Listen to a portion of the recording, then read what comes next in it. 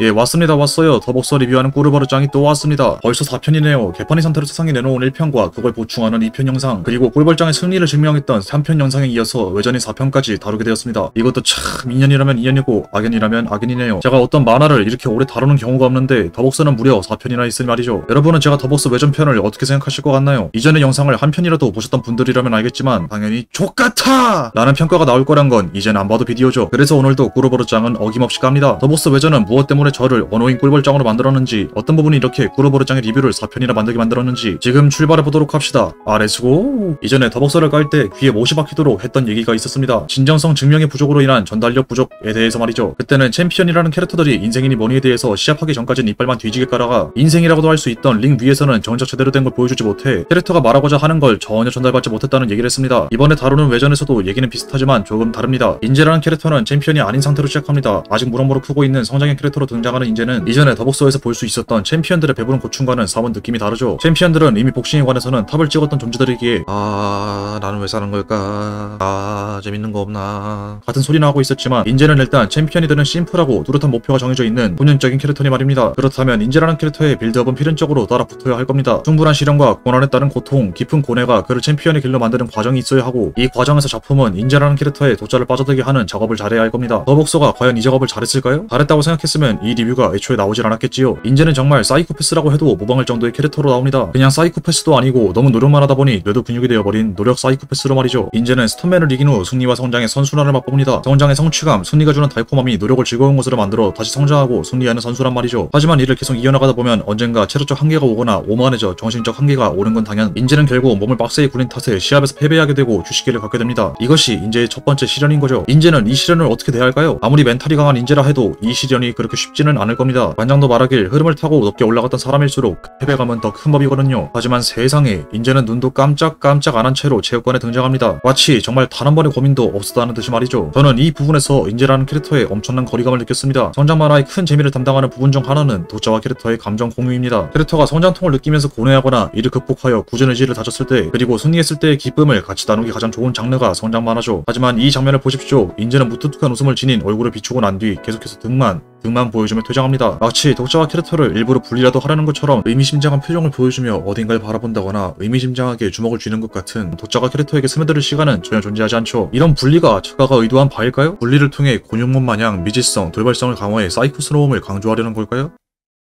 설마요. 뭐 아직 첫 번째니까 그렇다고 치고 넘어갑시다. 두 번째 시련을 볼까요? 인제는 그렇게 첫 시련을 극복하고선 다시 승승장구했다 라고 통치고 다른 시합들은 스킵. 2화 만에 바로 챔피언 아사히에게 도전하는 자리까지 올라오게 됩니다. 여기서 두 번째 시련이 발생합니다. 바로 자기 자신에 대한 의심이죠. 챔피언인 아사히가 너무 천재적이라 공략법이랄 게 없다는 관장의 말을 듣고선 심란하던 차에 마침 지나가던 전 경기 상대 스톰맨이 나타나 조언을 해줍니다. 얘의 노력은 헛되지 않았으니 너 자신의 노력을 믿으라니 뭐라느니 라고 스톰맨이 다독다독 해주는데, 우리 인제는 그걸 듣고선 바로 오케이 때려버리고 각성해버립니다. 고민이라곤 로드워크 포스에서 팔 몇 번 휘적휘적거리면서 잠깐 고민한 게 끝인 거로 나오는데 말이죠. 분명 공략할 만한 답을 못 찾아서 자신에 대해 의심하고 회의감을 느끼는 꽤나 무게 있는 시련 아니었나요? 근데 그게 그냥 무슨 오늘 점심 뭐 먹을지로 고민하는 정도의 고민으로밖에 안 보이는 거, 이것처럼 나오는 게 맞나요? 짜장면? 짬뽕?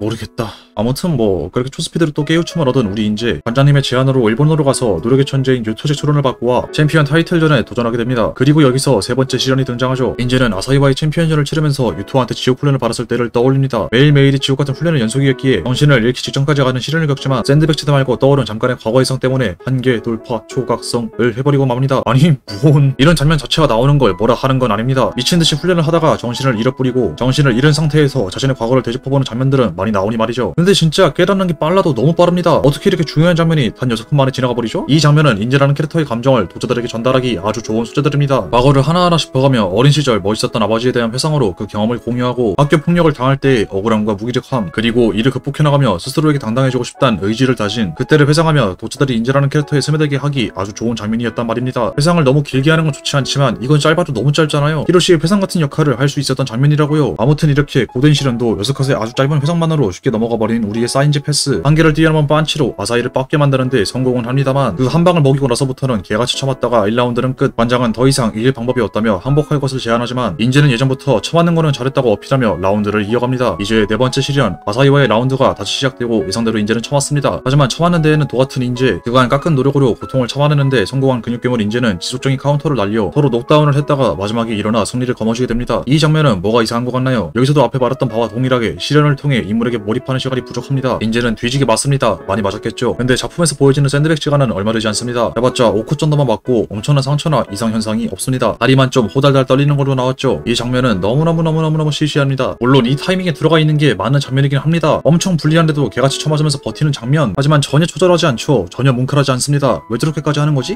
왜 저렇게까지 할 수 있는 거지? 라는 생각이 1도 안 들어요. 이는 충분한 시간의 장면 빌드업과 극적 연출의 부재 때문입니다. 챔피언전 마지막 시련과 감동적인 극복을 연출하고 싶었기에 넣었던 대사나 구성이 존재하긴 합니다만 더불어서 전체를 아우르는 문제인 극적 연출과 장면 빌드업의 부재로 인해 꿈에 대한 갈망으로 서서 버티는 강한 의지와 몸의 사나이가 될 수 있었던 인제는 그저 인제가 미친 근육 괴물이라 잘 버텼구나 라는 인상에 그쳐버리고 말았죠. 그리고 마지막 장면으로 인제의 과거를 쭉 보여주는데 이 장면 진짜 안 어울리죠. 충분한 빌드업과 몰입도를 가진 캐릭터가 저런 장면에 어울리는 건데 인제는 발만 담궜다가 뺀 캐릭터니 말입니다. 일어서는 장면도 이상합니다. 이 장면에서는 이렇게 그려놓고 다음 장면에서는 왜 이렇게 다른 구도로 그린 건지 이해가 안 갑니다. 예전의 과거를 비추며 현재와 교차되는 장면으로 같은 사람이지만 달라졌다는 걸 표현할 수 있는 거 아니었나요? 왜 이렇게 한 거죠? 왜? 이게 더 좋을 수 있는 다른 게 있는 건가요? 아무튼 사인지 패스를 통해 내내 얘기한 것은 시련답지 않은 시련의 식상한 극복입니다. 인제는 시련을 겪으며 성장을 하는 캐릭터였고 분명 성장 캐릭터에 맞는 시련이 찾아오는 장면들이 있긴 했습니다만 진짜 말 그대로 있기만 할 뿐 그 이상도 그 이하도 아닙니다. 비유하자면 겉만 멀쩡한 치킨입니다. 닭, 튀김, 양념 등등 성장 만화에 필요한 장면들이 인제편이라는 치킨에 모두 들어가 있기는 있어 겉으로 보기엔 멀쩡하지만 막상 한입 베어 물어보니 닭 냄새나고 눅눅하고 양념은 닝닝한 맛만 날 뿐입니다. 시간과 정성을 들여 맛있게 만들어줘야 하는 장면들이 다 있지도 않은 채 나온 치킨이란 거죠. 그리고 사인지 패스에 가르쳐서 그렇지 아사히 이 새끼도 이상합니다. 얘도 인생은 시시하다, 백산을 동경했다 라는 기본적인 더 복서식 천재식 캐릭터로 나옵니다만 예전의 챔피언들은 증명하는 과정은 없었어도 적어도 자기 스토리지만 제대로 보여줬었는데 얜 진짜 아주 잠깐 보여주고 그냥 지나가 버립니다. 얜 이빨도 안 간 거죠. 덕분에 캐릭터가 완전히 붕 뜹니다. 시시하지 않다는 걸 보여줘, 히어로잖아 라고 계속 부르짖는 모습에 비해 캐릭터의 원동력이 되는 스토리가 부실하다 보니 대본 받은 어색한 연기자라는 느낌만 들 뿐이었죠. 아무튼 사인지 패스 얘긴 여기까지 하고 외전은 인제만 있는 게 아니죠? 백산도 외전의 반을 차지하고 있습니다. 그리고 이 백산도 역시 백산도 역시 똑같은 문제를 앓고 있습니다. 조리부족, 닝닝한 맛을 가지고 있죠. 백산에게도 시련은 옵니다. 남들은 행복한 삶을 살고 있는데 자신에게 남은 거라고는 아무것도 없어 환각과 황청에 시달리다가 그 심한 회의감에 빠지죠. 이 시련 또한 인제편에서 말할 때와 동일한 역할을 할 수 있었습니다. 백산이라는 캐릭터를 독서다르게 담기에 충분한 장면이었죠. 근데 여기서도 너무나 짧습니다. 백산이 가지고 있는 절망은 엄청나게 클 겁니다. 그간 자신이 살아온 모든 것이 의미가 없었음을, 나아가 살아있는 그 자체가 의미가 없었지도 모른다는 것을 뼛속까지 느낀 백산이 느끼는 절망의 감정은 보통 큰 게 아닐 테고 이 절망의 감정은 백산의 행동으로 표출되어야 했었죠. 근데 백산은 이런 절망을 마주한 뒤 한다는 게 고작 으악 휘적휘적 한 번이랑 바닥 꼬라보기 뿐입니다. 아니 그 정도의 절망을 고작 이렇게밖에 표현을 안 한다고요? 미친듯이 달릴 수도 있는 거고 미친듯이 머리를 쥐어뜯을 수도 있는 거고 여러가지 있지 않습니까? 이래선 딸치고 현타온 거랑 대체 뭐가 다른 겁니까? 딸치고 씨발 인생은 대체 왜 사는 걸까? 난 쓰레기야 라고 하는 거랑 뭐가 다른 거냐고요? 어렸을 때 백산의 TV를 바라보며 꿈을 찾는 감성적인 장면이 제 역할을 하려면 백산이 겪은 절망과 고뇌를 독자들에게 스며들게 하는 감성적 장치가 있어야지요. 백산의 두 번째 시련도 똑같습니다. 프로는 고사하고 준비생들한테로 두들겨 맞던 백산은 한 손만 쓴 피에르한테 30초도 못 버티고 뻗어버린 후 자신이 더 이상 천재가 아님을 뼈저리게 느껴 처음부터 다시 시작하고 평범한 삶과 그 행복에 대해서 깨닫는 이 진행 자체는 좋습니다. 좋은데 평범한 것도 나쁘지 않네 라는 이 대사가 나오려면 그 평범한 삶 좀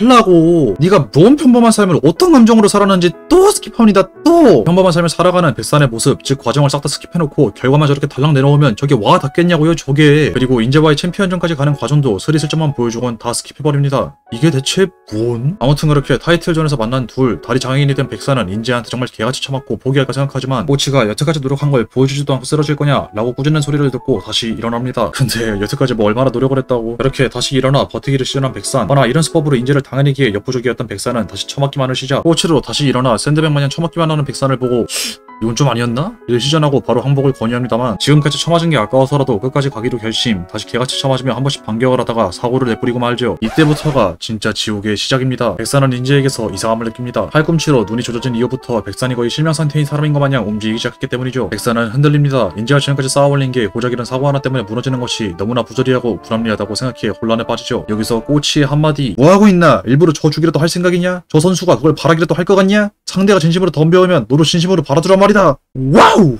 와우!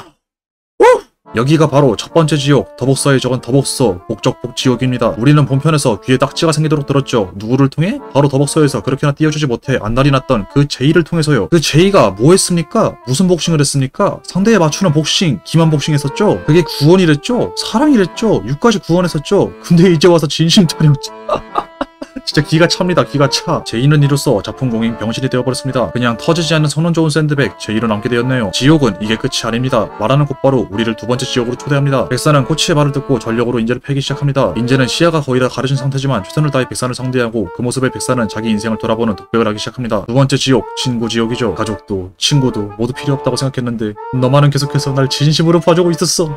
버티는 거야. 내가 성장했다는 걸 보여주기 위해 내 유일한 친구에게.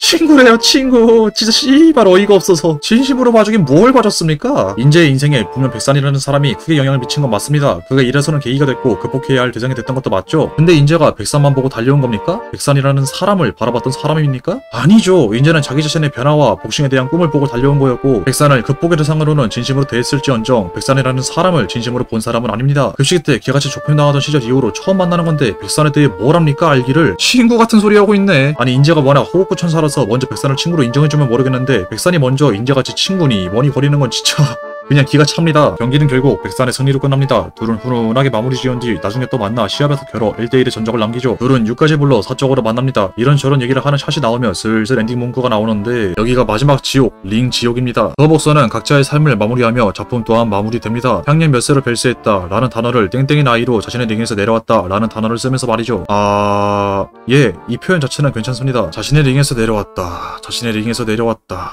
더벅서가 그렇게나 표하고 싶은 건 삶에 대해서고 그걸 복싱에 연관짓고 싶어하니 말이죠. 근데 자신의 링인이 뭐니 말하기에는 우리한테 보여준 복싱이 더벅서에는 너무너무 적은데 무슨 복싱 선수들의 대서사시에서나 나올 법한 이 표현을 쓰는 게 맞는지 진짜 모르겠습니다. 아니 그리고 아무리 죽기 직전의 사람이라도 그렇지 주인공 최후의 대사가 핵이 뭡니까? 핵이 그냥 곱게 누워있었어도 됐을 텐데.